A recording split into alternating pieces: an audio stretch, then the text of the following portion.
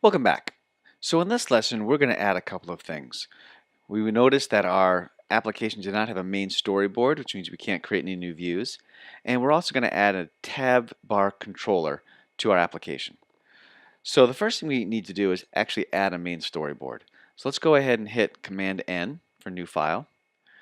I'm going to go to, instead of source where we usually start, I'm going to go to user interface and make sure that storyboard is selected. Hit next.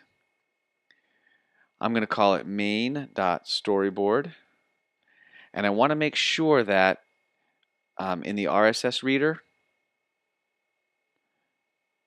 I want to make sure the base.lproj is selected. So I'm going to make sure that's selected, make sure the RSS reader group is selected, not the project, and the target is selected. So I'm going to hit create, and notice that now I have a main storyboard.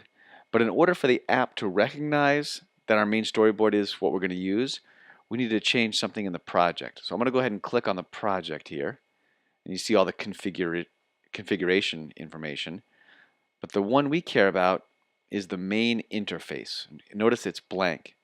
So we are actually going to say we want the main storyboard to be the main interface, and notice it changes to main when I select it. Okay, so let's go ahead and run this. Now let's see what we get. Well, I have an old one running.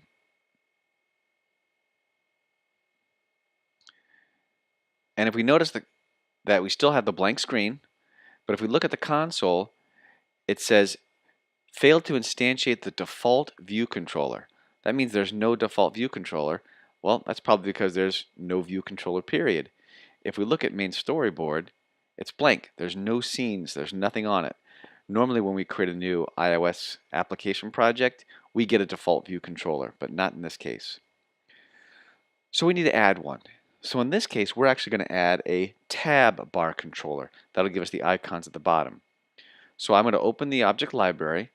I'm going to drag tab bar controller, and notice when I do, it doesn't just drag the tab bar controller, it drags the tab bar controller and then two other views. Okay? And each of these views would correspond to a button at the bottom of that view controller. If I were to run this now, we'd still have this problem because we don't have a designated entry point. So I'm going to make sure my tab bar controller is selected, and in my attributes inspector, I'm going to make sure that is initial view controller is selected, and notice that when I did, an arrow appears pointing to the tab bar controller indicating it's the initial one. Well, now let's go ahead and run this. Let's see what happens. RSS reader. Now notice I have the white screen, okay, indicates there's a view there, and I have item 1 and item 2. I can click on item 2 and it highlights. I can click on item 1 and it highlights.